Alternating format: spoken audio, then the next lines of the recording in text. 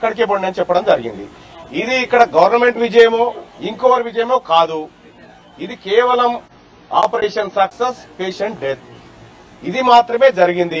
రేపు హైకోర్టులో ఇదే తరహాలో ఉండదు.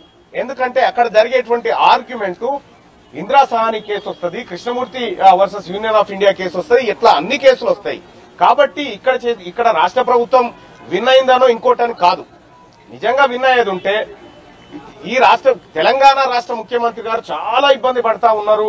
అనేకమైనటువంటి అడ్వకేట్లను, సిబ్బందిని, మంత్రులను ఇక్కడ దూలకంటే ఆ పిటిషన్లు వేసినటువంటి ఇద్దరు రెడ్లను మీరు ఊకొండా అంటే అయిపోతుంది. ఆ పని చేయకుండా అటువైపు నుంచి వాళ్ళని దోలిచ్చి, ఇటువైపు నుంచి మంత్రులను దోలిచ్చి తెలంగాణ రాష్ట్రంలో ఉన్నటువంటి జనాభా బీసీలనందరినీ ఆశల పల్లెకిలో ఊరేగిస్తూ ఇవాళ ఆఖరికి హైకోర్టులో ఉన్నటువంటి మ్యాటర్ ఆడ ఉండగా రేపు జడ్జి గారు రిటైర్మెంట్, మళ్ళా రేపు ఎవరైతే 8 తారీఖు అని చెప్పుకున్నారో ఆ జడ్జి గారి రిటైర్మెంట్ రేపు ఉన్నది. సో ఈ అన్ని అంశాలు చూస్తున్నటువంటి పరిస్థితుల్లో ఇంకా కేసు ఇన్డెప్త్ లోకి పోలేదు. రాష్ట్ర ప్రభుత్వం చిత్తశుద్దితోటి విధానంతో రాలేదు ఇక్కడికి. తమిళనాడు కేసును ఉదాహరించుకోనైనా ఆ రోజు జయలలిత గారు శపథం చేసి ఢిల్లీలో వచ్చి కూర్చొని అప్పుడున్నటువంటి ప్రధానమంత్రి గారితో మాట్లాడుకొని పార్లమెంటులో ఒక చట్టం చేసుకొని 9th షెడ్యూల్లో పెట్టుకొచ్చినటువంటి విధానం వేరు. ఇక్కడ ఈ రాష్ట్ర ప్రభుత్వం వస్తున్నటువంటి విధానం వేరు. ఈ రాష్ట్ర ప్రభుత్వం ఏందంటే సాటుంగా గొంగడి మాటన చీకట్లో వీళ్ళకు రిజర్వేషన్ కాగితం వీళ్ళ చేతిలో పెట్టొద్దని చూస్తా ఉన్నది. కానీ న్యాయస్థానాల ద్వారా ఇది నిజమైనటువంటి రిజర్వేషన్ గా నిలబడదు. మాకు వాటాగా, మాకు హక్కుగా రావాల్సినటువంటి ఈ రిజర్వేషన్ ఏదైతే ఉందో ఇది ఖచ్చితంగా రావాలి. దీన్ని అడ్డుకోవాలని పదే పదే వీళ్ళు చూస్తా ఉన్నారు. హైకోర్టులో కేసేసినారు, ఇక్కడ సుప్రీంకోర్టుకు వచ్చి కేసేసినారు. ఇన్ని రకాలుగా ఈ రిజర్వేషన్లు అడ్డుకోవాలని ఎవరైతే చూస్తా ఉన్నారో వాళ్లకు రిక్వెస్ట్ చేసినాము. తెలంగాణ రాష్ట్రంలో ఉన్నటువంటి మా బీసీల పక్షాన రిక్వెస్ట్ చేసినాము, మీరు పిటిషన్లు వాపసు తీసుకోమన్నాము.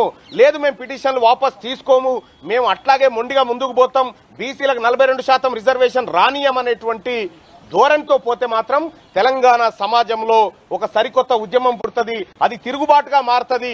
అది ఆ తర్వాత పరిణామాలన్నిటికీ రాష్ట్ర ప్రభుత్వమే బాధ్యత వహించాల్సి ఉంటుంది.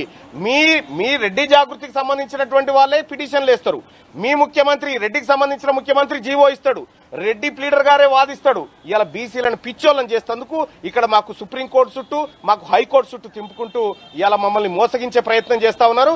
ఈ 42% రిజర్వేషన్ బీసీలకు రాకుండా పోతే ముఖ్యమంత్రి రేవంత్ రెడ్డి గారు బేషరతుగా రాజీనామా చేయాలని చెప్పి డిమాండ్ చేస్తున్నాం. 100% రేవంత్ రెడ్డి గారు ఉన్నారు. 4 కోట్ల మందిని కంట్రోల్ చేయగల శక్తి రేవంత్ రెడ్డి గారి దగ్గర ఉన్నప్పుడు ఇద్దరిని కంట్రోల్ చేసే శక్తి లేదా ఆయన దగ్గర? ఆయన చెప్పొచ్చు కదా, అయ్యా బాబు 70 సంవత్సరాల నుంచి మనం వాళ్ళకి సంబంధించినటువంటి అన్ని హక్కులు వాడుకుంటా ఉన్నాము, ఇవాళ మనం దాన్ని అడ్డుకోకూడదు అని చెప్పి వాళ్ళిద్దరిని ఎందుకు మేనేజ్ చేయలేకపోతా ఉన్నారు? కాబట్టి నేనేమంటా ఉన్నా, రాష్ట్ర ప్రభుత్వం చిత్తశుద్ధి ఉంటే ఇలా కంచగచ్చి బౌలి భూములకు సంబంధించి వాదనలు ఎట్లా జరిగినాయి, ఎంత పెద్ద లాయర్లు వచ్చినారు, ఇక్కడ కూడా ఏమైనా పొరపాటు జరుగుతుందో ఏమని పోయి హాల్లో కూర్చుంటే న్యాయస్థానం, గౌరవ న్యాయస్థానం ఏం చేసింది, హైకోర్టు దాకానైతే పోయిరాపోరు ఫస్ట్ అని చెప్పి చెప్పడంతో ఆగింది. కానీ ఇది హైకోర్టుతో ఆగిపోయి మళ్ళీ సుప్రీంకోర్టు దాకా రాదన్న నమ్మకం అయితే లేదు. అక్కడ ఆ వ్యవహారం జరుగుతూ మళ్ళీ ఇక్కడికి వస్తుంది. కాబట్టి నేను రిక్వెస్ట్ చేస్తా ఉన్నా, రెడ్డి మిత్రులకు రిక్వెస్ట్ చేస్తా ఉన్నా, మా కడుపు కొట్టకండి, మా పొట్ట మీద కొట్టకండి, దయచేసి మీరు పిటిషన్లు వాపసు తీసుకోమని చెప్పి రిక్వెస్ట్ చేస్తా ఉన్నా.